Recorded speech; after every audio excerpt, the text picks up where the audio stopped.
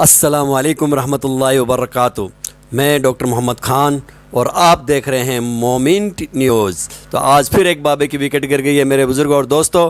دیکھو بابے کا ہوا برا حال، بابا ہو گیا پاگل اور بابے کو کچھ بھی بول سوز نہیں رکھا کہ مومن کون بابے کی کون۔ نام بابی میں ہوں مسلم علمی کتابی، نام وہابی نام بابی میں ہوں مسلم علمی کتابی۔ میں نے آپ سے ثبوت مانگا ہے، حضرت امام اعظم ابو حنیفہ رحمہ اللہ 150 ہجری میں فوت ہوئے ہیں، اور یہ بندے جن کی کتابیں آپ پیش کر رہے ہیں تو 150 ہجری میں پیدا بھی نہیں ہوئے تھے جب امام صاحب وفات پاتے ہیں۔ تو ان بندوں تک امام صاحب کی بات کس نے پہنچائی؟ یہ کوئی ثبوت دیں۔ ایک بندہ لکھ کے امام صاحب کے سر کو جملہ مار دے تو امام صاحب کو جملہ ہو جاتا ہے۔ بسم اللہ فرمائیں، ثبوت پیش فرمائیں۔ بیٹا ثبوت تب دیں جب بات ثابت ہو۔ ثابت اسے کہتے ہیں جو کہیں بات ہو تو صحیح نا۔ یہ تو ابو سکور مولوی کی بات اٹھا کے ہمارے سر مار رہے ہیں۔ امام ابو حنیفہ کی بات امام حنیفہ کی کتاب سے دکھائیں، یا امام حنیفہ کی بات امام حنیفہ کے شاگرد سے دکھائیں، یا امام حنیفہ کی بات امام حنیفہ نے جس کو لکھوائی ہے اس سے دکھائیں۔ امام حنیفہ سن 150 ہجری میں فوت ہوئے ہیں، اور یہ مولوی صاحب کب پیدا ہوئے ہیں؟ اس نے امام حنیفہ کی بات کہاں سے سن لی؟ اس کا کوئی ثبوت دکھائیں۔ نہ اوپر کوئی سند ہے، نہ اوپر کوئی بات ہے، نہ اوپر کوئی یہ کہتے ہیں میں نے ابو حنیفہ سے خود سنا، نہ اوپر یہ کہتے ہیں میں امام حنیفہ کا شاگرد ہوں۔ اس نے اپنی طرف سے ایک بات لکھ دی ہے، یہ امام صاحب کا قول کیسے ہو سکتا ہے؟ ثبوت یہ مانگے، انہوں نے کہا مرزا کی بات اٹھا کر ہمیں نہ کہ مرزا یہ لکھتا ہے، یہ کام سارے مرزے کے ہیں۔ یہ بتاؤ کہ امام حنیفہ کی اس مولوی سے ملاقات ہے؟ امام حنیفہ نے اس مولوی کو خود بتایا یا اس مولوی نے اپنی طرف سے لکھ کے امام صاحب کے سر مار دیا؟ تلک دماء قد طہر اللہ ایدینا فلنطہر السنتنا۔ ہمارے ائمہ تو کہتے تھے کہ وہ خون ہے جن خونوں سے اللہ تعالیٰ نے ہمارے ہاتھوں کو محفوظ رکھا ہے، ہم اپنی زبانوں کو ان سے محفوظ رکھیں۔ یہ بات ہے ہمارے اکابرین کی، احناف کی، شوافے کی۔ سبحان اللہ، یہ اس طرح کی باتیں اٹھا کے امام صاحب کے سر مار دیں۔ وعلیکم السلام ورحمۃ اللہ وبرکاتہ۔ مفتی صاحب، اصل بات یہ ہے کہ یہ جو کتاب ہے نا، یہ مرزا صاحب نے پرنٹ نہیں کیا، پہلی تو یہ بات۔ سر جی دوسری یہ بات ہے کہ اس کتاب سے جو پرنٹ کر رہے ہیں، جو اس کو سیل کر رہے ہیں، جو اس کتاب سے پیسے کما رہے ہیں، وہ بھی مرزا صاحب کے پاس پیسے نہیں آ رہے، وہ بھی احناف لے رہے ہیں۔ ٹھیک ہے، آپ اس اپنی ویڈیو میں کہیں کہ یہ اس کتاب چھاپنے والے، کتاب کو جو یہ اس کو سیل کر کے پیسے لے رہے ہیں، جن کے پاس یہ پیسے جا رہے ہیں، یہ سارے کے سارے رافضی ہیں، انہوں نے امام ابو حنیفہ پر جھوٹ باندھا ہے۔ تو یہ آپ ویڈیو میں بات کریں، اس طرح وائس سے کیا ہوتا ہے؟ یہی جو باتیں آپ کر رہے ہیں نا، اس کی مولوی سے ہمارا کیا واسطہ؟ اسی مولوی کے بارے میں آپ بات کریں میڈیا پہ تو ہم آپ کو مانیں گے، واقعی آپ بہادر ہیں، واقعی آپ دلیر ہیں۔ تو مفتی صاحب اس طرح بات نہ کیا کریں، یہ تو آپ کہانی کروا رہے ہیں اپنے آپ کو کہ اوپر سے اس بندے کو مانا ہوا ہے اور نیچے پبلک کو کہانی کروا رہے ہیں کہ ہمارے اس بندے سے واسطہ ہی نہیں۔ کتاب آپ لوگ چھاپ رہے ہیں، ترجمے آپ لوگ کر رہے ہیں اس کتاب کے، اور اس کتاب کی جو پرنٹ کر کے اس کو شیئر کر کے پیسے بھی لے رہے ہیں۔ تو یہ تو دگلی پالیسی ہوئی نا کہ باہر سے اس سے پیسے کماؤ، اس کتاب کو اپنا کتاب مانو، اور اندر سے کہہ دو اس کتاب سے ہمارا واسطہ ہی نہیں ہے۔ تو یہ کہانی کروانا بند کریں مفتی صاحب۔ یہ جو جملے آپ نے وائس کر کے اس بھائی کو بھیجے نا، یہی جملے آپ ہمیں بتائیں ویڈیو میں کہ میرا اس کتاب لکھنے والے سے کوئی تعلق نہیں، اور جو اس کتاب کو جس نے لکھا وہ رافضی، اس کے بعد جس نے یہ کتاب لکھا اور جس نے امام ابو حنیفہ کی طرف جھوٹ منسوب کیا، وہ یعنی بدگمان شخص۔ یہ الفاظ آپ استعمال کریں، جو آپ مرزا صاحب کے بارے میں الفاظ استعمال کرتے ہیں نا، وہی الفاظ آپ اس مولوی کے بارے میں استعمال کریں ویڈیو میں، تو پھر ہم دیکھتے ہیں کہ آپ کا کیا حشر کرتے ہیں علماء دیوبند۔ ٹھیک ہے بیٹا انہیں کہو زیادہ بک بک کرنے کی ضرورت نہیں ہے، بات کرنی ہے تو امام حنیفہ سے ثابت کرو۔ احناف میں بھی تمہاری طرح کوئی 2 نمبر ہوں گے نا، کسی نے چھاپی ہے، کسی نے کمایا، کسی نے نہیں کمایا، کیا کیا ہے کیا نہیں کیا، وہ جانو اور تم جانو۔ ہم سے بات کرنی ہے، ہمارے امام کا نام لینا تو ہمارے امام کی کتاب دکھاؤ، اللہ اللہ اور خیر سلام۔ اگر ہمارے امام کی ڈائریکٹ کتاب نہیں ہے یا اس کے شاگرد کی نہیں ہے تو پھر اپنے ابا کو اپنے جیب میں رکھو۔ تو آپ یہی بات ہے نا اگل دیں اپنی ویڈیو میں، تو انشاءاللہ تعالیٰ آپ کو آپ کے علماء دیوبند اس بات کا جواب دیں گے کہ کتاب ثابت ہے یا نہیں۔ اور سر جی یہ تو چھوٹی بات ہے، اس سے آپ آگے جائیں۔ ملا علی قاری کے فتاوی جات موجود ہیں، بدر الدین عینی انفی کے فتاوات موجود ہیں، کس کس سے آپ جان چھڑائیں گے مفتی صاحب؟ آپ سب کو کہیں گے کہ یہ چیزیں بنی ہوئی ہیں، احناف نے 2 نمبر باتیں کی ہیں۔ تو میرے بھائی یہ کوئی علمی بات نہیں ہے، یہ اپنے عوام کو کوئی اور کہانی کروانی ہے اور دوسروں کے سامنے کوئی اور رویہ رکھنا ہے۔ تو اب عوام لکھ پڑ چکی ہے مفتی صاحب، اس کا یہ کہانی آپ کیا نہیں چلے گی۔ آپ یہ نہیں جو جملہ بیان کیا ہے کہ یہ کتاب ثابت نہیں، یہ 2 نمبر ہے، تو یہی آپ کیمرے میں یہ بات اگل دیں تو ہم کہیں کہ چلیں ٹھیک ہے آپ مفتی صاحب آپ ٹھیک ہیں، ہم اس سے رجوع کرتے ہیں۔ ٹھیک ہے مفتی صاحب؟ بک بک کرتے ہیں چوہے کے اور بلی کی طرح بھیگی بلی بن کے اندر جاتا ہے۔ یہ دیکھو باہر نکل، شرم نہیں آتی ان بے غیرت انسانوں کو، بے حیا کو؟ اس مرزے کو بل میں چھپا کے بٹھایا ہوا ہے، اس میں غیرت نام کی کوئی چیز ہے تو وہ آئے نا علماء حق کے سامنے۔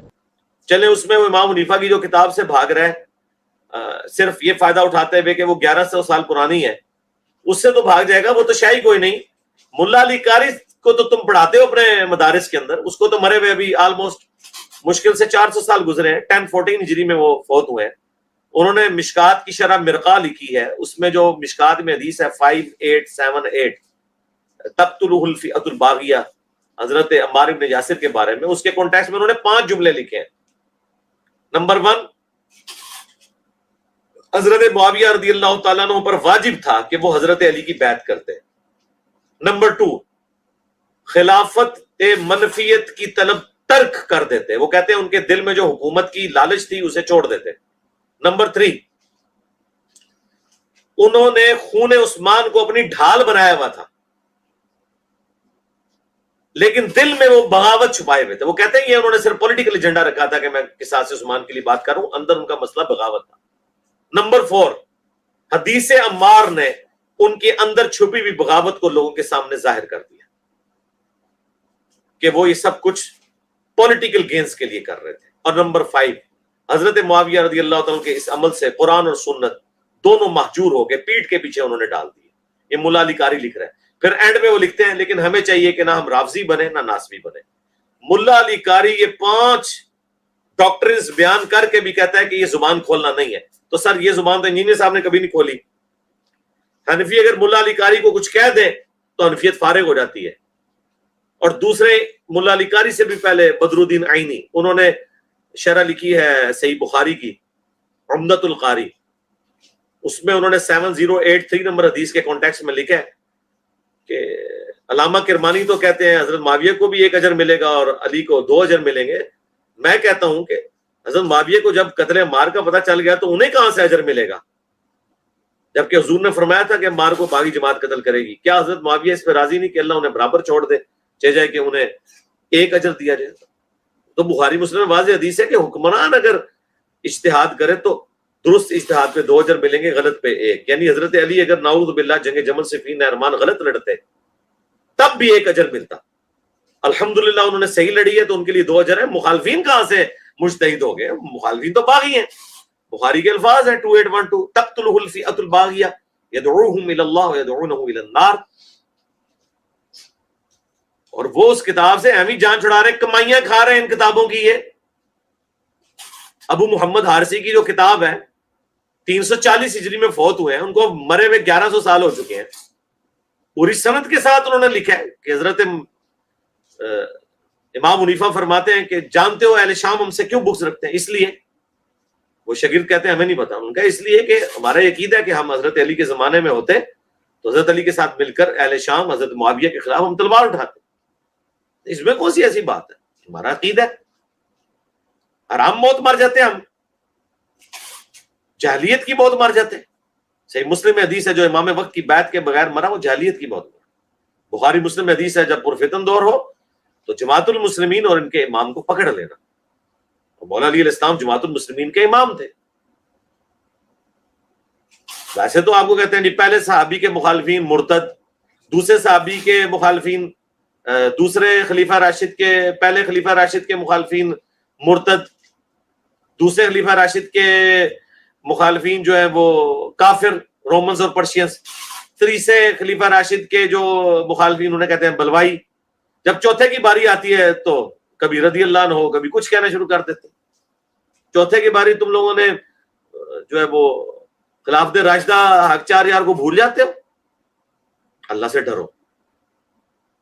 تو کوئی ایسی بات امام حنیفہ رحمۃ اللہ علیہ نے نہیں فرمائی جو قرآن و سنت کے خلاف ہو. انہوں نے بالکل صحیح عقیدہ بیان کیا ہے.